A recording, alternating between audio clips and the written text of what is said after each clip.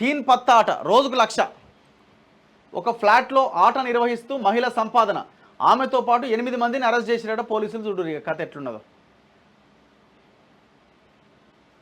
వంట రుచిగా లేదని భార్యను హతమార్చిన భర్త.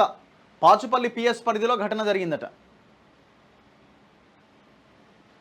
గంటలో 7 ఇంజక్షన్లు ఇచ్చినటయా పెద్ద మనిషి. జ్వరంతో వచ్చిన యువకుడికి ఆర్ఎంపీ వైద్యం. బాధితుడు మృతి. వర్ధన్నపేటలో ఘటన. వాడు తాగిండా లేకపోతే వాడు మరి ఏమని ఇచ్చిండో.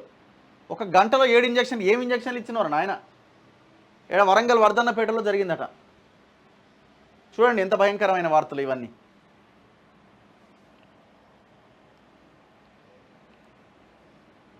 ఎవరో ఈమె రోజుకు 1,00,000 సంపాదిస్తుందట. మరి ఎట్లా సంపాదిస్తుంది ఈమె?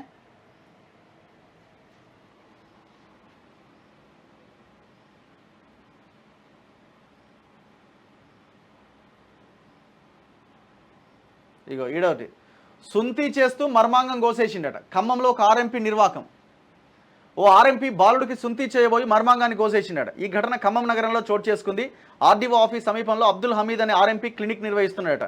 6 ఏళ్ల బాలుడికి సుంతి చేయబోయి మర్మాంగాన్ని కోయగా వెంటనే పిల్లాన్ని పేరెంట్స్ స్థానిక ఆసుపత్రికి తరలించారు. మెరుగైన వైద్యం కోసం హైదరాబాద్లో నిమ్స్కు తరలించారట.